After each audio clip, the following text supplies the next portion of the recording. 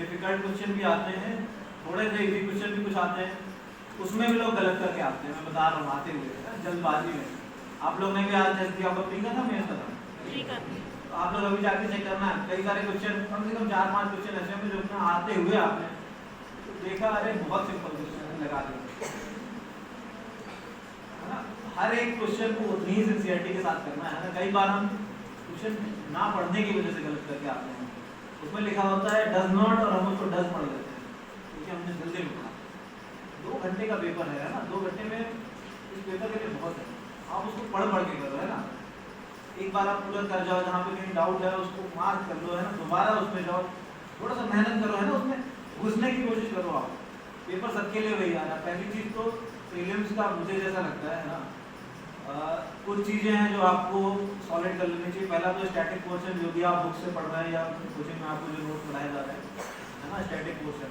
दूसरा चीज़ आपका current affairs, current affairs बढ़िया से करिए, है ना। एकदम सॉलिड प्रिपेयर होना चाहिए। जितना आप बुक प्रिपेयर करते उतना ही करंट अफेयर्स प्रिपेयर होना चाहिए। और आपका लास्ट ईयर क्वेश्चन पेपर, है ना, पिछले 15-20 सालों में क्वेश्चन पेपर उठा के घेर डालिए। कोई क्वेश्चन कहीं से पूछते सोचते में भी तो आप उसके जवाब दे दें। इस लेवल का प्रिपरेशन होना चाहिए ना। ये 3 चीज़ें आप कर लोगे और इसके बाद बचा टेस्टिंग। ये 4 चीज़ें आप कर लोगे, आपका कोई सिलेक्शन रोक नहीं सकता, कोई नहीं रोक सकता, है ना। क्योंकि इतनी 4 चीज़ें सब लोग कर नहीं पाओगे। मोस्टली होता ये है कि एग्जाम देने जाते हैं, हम लोग कहते हैं साला इस बार तो करंट अफेयर्स आ गया, हम तो स्टैटिक पढ़ते हैं, इस बार स्टैटिक आ गया, हम करंट अफेयर्स पढ़ के कहते हैं पिछली बार करंट अफेयर्स आ गया। नहीं, यूपीएससी को ब्लेम करने से कुछ नहीं होगा, कोचिंग को ब्लेम करने से कुछ नहीं होगा, अपने पेरेंट्स को ब्लेम करने से कुछ नहीं होगा, अपनी स्कूलिंग को ब्लेम करने से कुछ नहीं होगा। अरे हम तो हिंदी मीडियम में पढ़े थे, साला पैटर्न इंग्लिश मीडियम का चल रहा है इस समय, बायस है ना। कुछ नहीं, हम कुछ नहीं कर सकते यार। सीधी सी बात है, जो आ रहा है उसको टैकल करना है, उसके लिए फुल्ली प्रिपेयर्ड रहना है। समझ लीजिए ना, बॉर्डर पे युद्ध होता है, बाद में जाके कोई सेना उस समय कोई कहे कि नहीं वो हमें हथियार सही नहीं दिया था, तो दिया है, उसको इस्तेमाल कैसे करना है। तैयारी पूरी रखिए, ठीक है। ये 4 चीजें बताई मैंने, ये आप सॉलिड करो, एकदम सॉलिड, है ना। 4-5 रिवीजन कम से कम चाहिए होते हैं स्टैटिक क्वेश्चन, और रिवीजन बहुत इंपॉर्टेंट है। तब आप कहना कि नहीं पेपर ठीक नहीं आया था, तो जरूरत नहीं पड़ेगी आपको, क्योंकि भाई कोई ना कोई तो ला रहा है ना। तो जहाँ आप 90 नंबर ला रहे हो 200 में, वहाँ कोई 120 नंबर लेके आ रहा है। और मैं कह रहा हूँ कि दिमाग में इतना फर्क नहीं होता। ये पेपर ऐसा नहीं है दिमाग के फर्क से कुछ होता हो, है ना। कोई मैथमेटिक्स होता, फिजिक्स होता, तो मैं समझ सकता हूँ कि भाई किसी का थोड़ा सा IQ लेवल ज़्यादा होता है, किसी का कम होता है, उससे फर्क पड़े। नहीं, इस पेपर में उससे कोई फर्क नहीं पड़ता।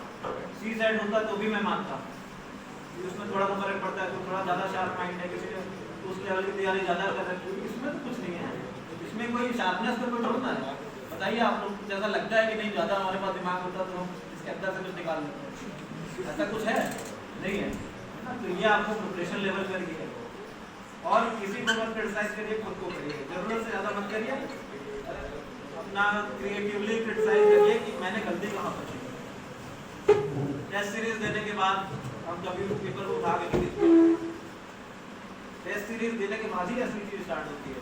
टेस्ट सीरीज देने के बाद जाके देखिए कि कितने क्वेश्चन मैंने एकदम बेकार में गलत कर दिए जो मुझे आते थे, है ना। कितने क्वेश्चन ऐसे थे जो मेरे शायद एक ऑप्शन की वजह से छूट गए, उसमें कुछ कमी रह गई मेरी तैयारी में। और कितने क्वेश्चन ऐसे थे जो मुझे बिल्कुल नहीं आते थे, उन क्वेश्चन को टिक मार्क कर लीजिए।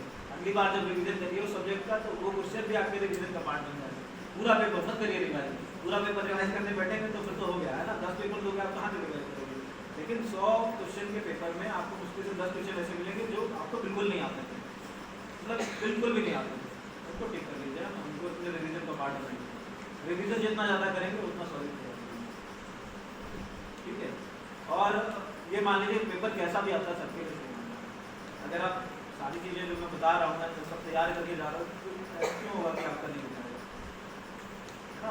नेट प्रैक्टिस बहुत ज़रूरी होती है ना, क्रिकेट में भी और एग्जाम में भी। अब ये मान लीजिए कि